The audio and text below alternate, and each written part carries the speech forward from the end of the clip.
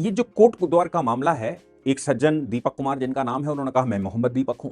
उनके साथ एक और सज्जन चले आए, उन्होंने कहा मैं मोहम्मद ये हूं। मेरा नाम मोहम्मद दीपक है भाई। मोहम्मद दीपक है आपका नाम? ठीक है। ये विवाद इतना बढ़ गया कि एक वीडियो वायरल हुआ और कई लोगों ने लिखना शुरू किया कि मैं मोहम्मद हूं, मैं मुसलमान हूं। अच्छा, एक बात तो मेरे दिमाग में भी आई कि किसी ने ये कहा कि मैं हिंदू हूं, किसी मुसलमान ने, भारतवर्ष में 25 करोड़ मुसलमानों में से किसी मुसलमान ने भी ये कहा कि मैं हिंदू हूं।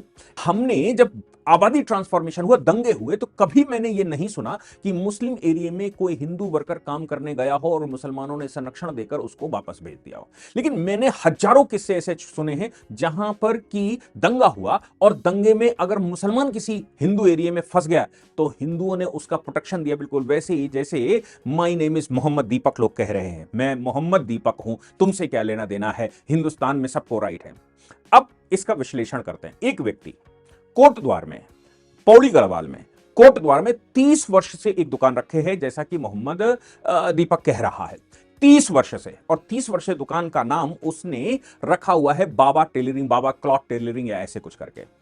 अब बाबा तो हम सब जानते ही हैं कि हमारे बड़े बुजुर्गों को हम बाबा कहते हैं, और भगवान के भक्तों को भी बाबा कहते हैं, और परमात्मा को भी बाबा कहते हैं, भोलेनाथ को बाबा कहते हैं। वो क्षेत्र ऐसा भी है जहां से रास्ता होता हुआ कैलाश मानसरोवर को जाता है और भोले बाबा को बाबा की जय। भारत में आपको बहुत जगह मिल जाएगा जो भगवान के भक्त हैं वो बाबा की जय ऐसा आपस में संबोधन करते हैं, या राम राम की जगह बाबा की जय, जय बाबा की, ऐसे शब्दों का इस्तेमाल करते हैं। तो हमारे यहाँ एक लिटरल इंटरप्रिटेशन ये किया जाता है कि बाबा का मतलब है हिंदू है, कोई संत है, कोई संत की परिभाषा में आता है, और उच्च क्वालिटी का, उच्च लेवल का एक संत है। ये दुकान रखे हुए है 30 साल से, और 30 साल से वहां सबको यह समझता है कि एक हिंदू है, क्योंकि हिंदू एरिया में एक मुसलमान रहता है, उसी स्टाइल में रहता है, टोपी नहीं पहनता है, वहां अपना प्रदर्शन नहीं करता है, बताता नहीं है कि मैं नमाज पढ़ता हूं, अंदर खाने कहीं पढ़ता होगा। यानी कि कोई व्यक्ति क्या 30 वर्ष तक अपनी आइडेंटिटी छुपाकर रख सकता है? और अगर वो आइडेंटिटी छुपाकर 30 वर्ष से रखे हुए है, क्या संशय इस पर पैदा नहीं होता कि ये कौन है? क्या संशय पैदा नहीं होता कि ये कुछ गड़बड़ तो नहीं कर रहा है? बॉर्डर एरिया है, चीन से भी आगे से रास्ता जाता है, तिब्बत का रास्ता भी वहां से आगे जाता है, नेपाल का रूट वहां से खुलता है, पाकिस्तान नेपाल के रूट का इस्तेमाल करता है, चाइना जो है वो तिब्बत के रूट का इस्तेमाल करता है पाकिस्तानी टेररिस्टों को भेजने के लिए, और ये व्यक्ति वही बॉर्डर एरिया में बैठा हुआ है। और मुझे जो सबसे दिमाग में खनकने वाली बात है कि 30 वर्ष से कोई व्यक्ति बैठा है और 30 वर्ष से उसकी आइडेंटिटी पता नहीं लगी।